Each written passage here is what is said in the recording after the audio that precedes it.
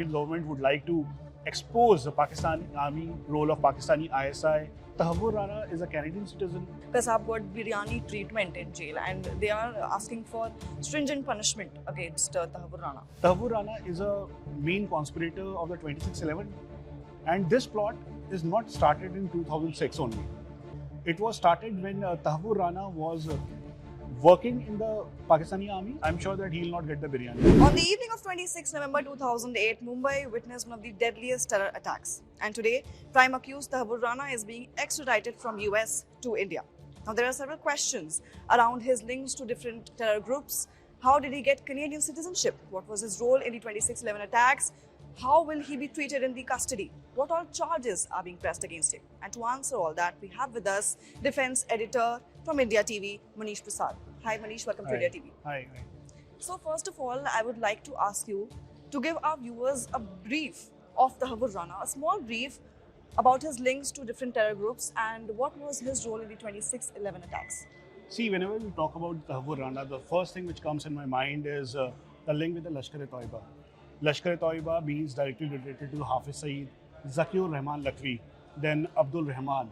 And moreover, the main important kingpin between the Lashkar and the Pakistani army and the Pakistani ISI is a Major Iqbal and Major Sameer. These are the main conspirator behind the 2611 attack, and this is the biggest attack after 9/11. When we talk about the Tahawwur Rana, the one more thing which is always comes in my mind, when he was creating this whole terror attack plot, during that particular time, he was in continuously touch with the David Headley Coleman. Not only David Headley Coleman, but also with all the main conspirator who was in the Pakistan at that time, specifically with the Zakiur Rahman Lakwi, who was inside the jail at that time, and along with the jail, he was also trying to fix out the various plots in the sleeper cell in India. So Tahawwur Rana, after seeing his call detail approximately 300 times, more than 300 times, he had a word with the David Headley Coleman when he was traveling here and there. Means here and there, when he was traveling to Delhi, when he was traveling to Mumbai, when he was traveling to Uttar Pradesh. So approximately more than 300 calls and more than 150 emails was there with the security agencies and the NIA. So now the Tahawwur Rana is a Canadian citizen. He has the Canadian citizenship. Along with that, he's from the Pakistan. He was in Pakistani army. He was deserted. But what I analyze right now, Tahawwur Rana is a main conspirator of the 2611. And this plot is not started in 2006 only. It was started when Tahawwur Rana was working in the Pakistani army, and he was intentionally deserted by the Pakistani army so that he can create one plot and take the asylum in the Canada, or maybe take the Canadian citizenship. And after that, he can create something like this so that he can start the war against India and wage this war. This is going to be a biggest ever. So the Tahawwur Rana is a main conspirator. Tahawwur Rana is a main link between the Pakistani army, Pakistani ISI, along with the David Headley Coleman. And he was the one when there is no communication with the Pakistani army and the David Headley Coleman during the time of the 2611, or maybe just 2 days before 2611. He was the person who was communicating each and everything to the David Headley Coleman, and everything from the Pakistan routed by the Tahawwur Rana. But how did he manage to get Canadian citizenship? If you want to get the Canadian citizenship, so there is a very simple procedure. So the money involves, then the asylum is involved, and the connection is involved. As you're aware, there is approximately more than 20 Khalistani terrorists are there in the Canada, and more than approximately 10 to 15 more terrorists are there. So they are getting the Canadian citizenship because of the money part, because of their contacts, and because they want to take the asylum. The Canadian government is not in favor of these kind of things openly, like always, but they make some good story. For example, we create forged documents, right?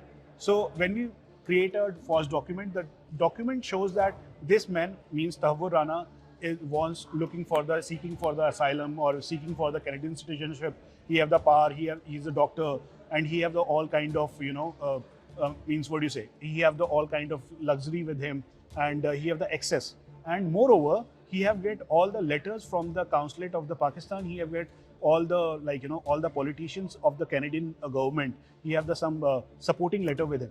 So after getting these kind of things, the Canadian citizenship, or you just take the example of the another country, if you are getting the legalized or the legal documents of any country, you'll get the citizenship there. So Canada is also a hub for the Khalistan movement. Canada is a hub for these days is a hub for the terrorism, and also is a hub for the anti-social elements who are creating a terror plot, or maybe some a Royd kind of plot for India.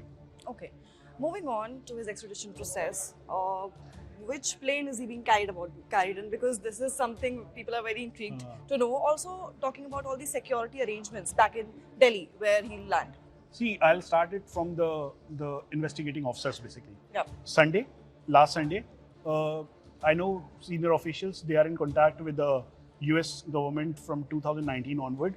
They are continuously writing a letter to the US government. I met DG NIA former Vice Modi.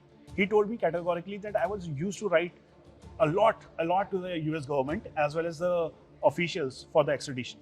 Now the extradition process is not very simple, because Tahawwur Rana is a one party, then the government of the US is a second party, and the third party, which is very important, is the judiciary and the judicial system of the US.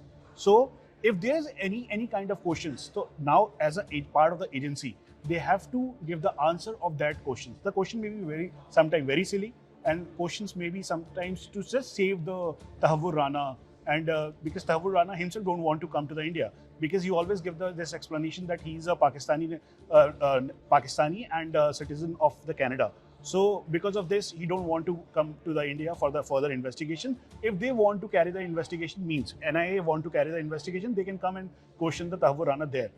So, but the Indian government and the NIA is very clear that we would like to take Tahawwur Rana back to the India and will investigate the whole matter. So the extradition 2019 onward till now, if take the reference of the Prime Minister visit to Donald Trump, US. So when he met Donald Trump, he directly said all these things, that the extradition of the Tahawwur Rana is very important. And after that, the NSA also visited the US various times. So it was very clear that Tahawwur Rana is coming back from there after this clearance of the extradition. So the NIA given the ample of letters to the government of the US, then the judiciary, and the NIA solved all kind of questions. You just think of the question, and the solution and the answer of the question is there by the NIA. So after that, they'll get the clarity that the extradition is going to be take place. NIA IG Ashish Batra, then DIG Jaya Roy, along with the two more officials, and overall approximately 5 to 7 officials are there who have taken it from the metropolitan the custody of that area is called in Los Angeles, and that's a metropolitan custodial area. They pick it from the Tahawwur Rana from there, and now come to the point of the flight. Yeah. So everyone is very interested to understand that this is maybe the commercial flight, or maybe this is a Air Force flight, or maybe the C-130J of the Indian Air Force, or maybe the C-130J of the US Air Force. So the thing is very clear that I've been told by the senior officials, the flight is there. It may be the commercial flight, but because of the confidentiality, to maintain the confidentiality, they are not going to disclose this. But they are about to land anytime in Palam Technical Air Base, and there is a preparation. There is a bubble created by the security agencies. The paramilitary, it includes paramilitary like BSF, ITBP, and the CRPF in overall road. There's approximately 6 to 7 armored vehicles in which Tahawwur Rana is going to sit with the NIA IG and the other officials, so that they can just take Tahawwur Rana from the airport to the NIA headquarters. In NIA headquarters, there is a floor, which is a cell. Cell, when you say cell means there is a custodial area. In that particular area, only 12 people have the access, not more than 12 people. So if any one person, any officer from the multi-agency center, or maybe the state government or state official, if he would like to visit and interrogate this Tahawwur Rana, he have to take the permission from the senior officials first, and then after taking the permission, then they'll visit the Tahawwur Rana for the interrogation. So now, when they reach to this cell, then the NIA official going to directly to this Patella House Court. That's a special judge. I mean, the special court for the NIA, and then they'll seek for the custody. seek for the custody for the long day so that they can interrogate the Tahawwur Rana. And why it is very important to take the custody? Because to set up the link, to create the gap, fill the gap, whatever the gap was there after the 26/11 and the Kasab interrogation and all the interceptions as well as the emails which they received, and after the David Headley Coleman when he became the approver in the US. So there's a gap of like Sajid Mir, who was the main conspirator for 26/11, and he's a big terrorist. He's in Pakistan.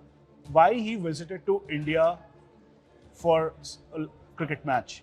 He would like to see the cricket match. He have taken the visa and he just came to India to see the match. Along with the Sajid Mir, there is a Major Iqbal. What about the identity of the Major Iqbal? My source told me that Pakistan just make himself away from the Tahawwur Rana. He don't want to be stand with the Tahawwur Rana. So he said that he may be the Pakistani by the origin, but we don't have any relation with the Tahawwur Rana. So like the Pakistan uses the same propaganda like he used earlier, right? So now the main point is to establish the link of the Pakistani army with the Pakistani ISI, with Tahawwur Rana. Along with the Tahawwur Rana, there's a link with the David Headley Coleman. So this is the link which we are going to expose it, and this is a step for the what do you say? This is the main step which we are going to pursue it, and the investigating agencies are going to just track down the overall missing links and missing gaps to establish the conspiracy theory of 26/11. So will he be kept in Tihar jail or will he be taken to Mumbai's Arthur Road jail also? See, there is a crime of scene. Crime of scene is 26/11. Yeah. Why I was telling you about the Sajid Mir. Like for example, these are the photograph of the Sajid Mir. If you say that this is Sajid Mir, this is a Pakistani national, but he's a dreaded terrorist who trained Tahawwur Rana also, or was in contact with the Tahawwur Rana. He's the main conspirator for the Denmark theory also. Yeah. And along with the Denmark, he was also planning for the other attacks. After 26/11, he was planning in the Chabad house attack in the Goa, Pune, or maybe the other places, including Delhi. So he was like training the Tahawwur Rana and the David Headley Coleman in this way. Like after that, there is another one is Major Iqbal and Abu Al-Kama. He was present in the 26/11 and he's a conspirator, one of the conspirator, along with the Zakir Rahman Lakwi, along with the Hafiz Saeed. Along with this, there's a Abu Khafa. He's from the Bahawalpur, Pakistan. We don't have his photograph, but after interrogation of the various people, various terrorists, we come to know about this sketch. And then this is the Lashkar member D. The code name D is there. He's also the main conspirator who provide the logistic and the other things. And the Major Iqbal, the main person behind the attack, is the main conspirator. See, Zakir Rahman Lakwi, Abu Jundal, they were in the control room where they are dictating and they are just narrating all the terrorists, including the Kasab, that you should go there, you should fire there, you should launch the fire there. The people are seeing you, or the commandos are coming on the roof. So something is like they are controlling it. But the main person behind this is the Pakistani army and the Pakistani ISI. And the link of the Pakistani army and ISI is through Tahawwur Rana. So during the time of this attack also, Tahawwur Rana came with a wife to Delhi or Mumbai on 13th of November 2008 until 21st November 2008 he was there, and he was looking for the areas, so that he's just taking the shield in the name of with the wife, so that no one can have doubt on him. So when he visited the hotel like Taj or the other hotels, he made the video and he shared the video with the Sajid Mir. He shared the video with the Pakistani ISI. See, the intensity of this threat is very much high. Why? Because if we are visiting this area and we are making the video, if we are saying it and giving it to the wrong hands, they may be used as a video for their propaganda, or maybe used for the threat. So by taking the video of the Shiv Sena Bhavan in Mumbai, Taj, Trident Hotel, then Marine Drive, then Siddhivinayak Mandir, along with this the Chhatrapati Shivaji Temple, then Oberoi Hotel. Along with this hotel, there is a Chabad House. Chabad House is a very important location for the Jewish and the Israeli people, so that is also location. So along with this, the Delhi is another area where they visited and made the video. So all these kind of things is part of the conspiracy, and this is going to be established after interrogating Tahawwur Rana. Well, Tahawwur had appealed his extradition in US as well, and one argument that he put forward was that he has already served his term in US, and why is he being charged in India? So that is mainly because of the different charges. So could you please elaborate about the charges that were pressed against him in United States and about the charges that were pressed against him in India? See, there's a very one thing which is very clear. There is no confusion in it. First, there's approximately 166 person died during the time of people. during the time of 26/11 attack. I was there, Yeah. right? I was covering it, and I was covering it overall. I was stuck in the Chabad house at that time. I was there for the 2 days. My colleague Saurav was in the Taj, and another colleague Sachin, he was with the NSG on the top. I was with the NSG at the Chabad house. So during that time, we don't know initially when on 26th night, when the first contact established with the terrorists, we don't know that whether it's a terrorist attack or whether it's a gang war. So after that, the Rakesh Maria, the CP at that time, or maybe the joint CP, he confirmed me that this is a terror attack. So from that angle to till now, like if we take the consideration of the Tahawwur Rana, that he already, he already have served his term in US. So my concern and the security agency's concern is that 6 US nationals died out of 166. So they have taken, the US have taken the custody, and also along with the custody, the Denmark thing was a very much important. Along with the Denmark, they are also creating a problem in the various countries, and they just want, without the help of the Major Iqbal or Major Samir. So the another phase was the Abdul Rahman. So under with this Sajid Mir, Abdul Rahman, and Abdul Kahafa, they are making it a parallel chain to attack on the Jewish areas or the other areas. So because of this, the Tahawwur Rana arrested in 2009 and David Headley Coleman too. David Headley Coleman, we always talk about the David Headley Coleman, why he didn't turn up. Yeah. So because of he became the approver for the US, and also there is a here and say about David Headley Coleman that he is a double agent.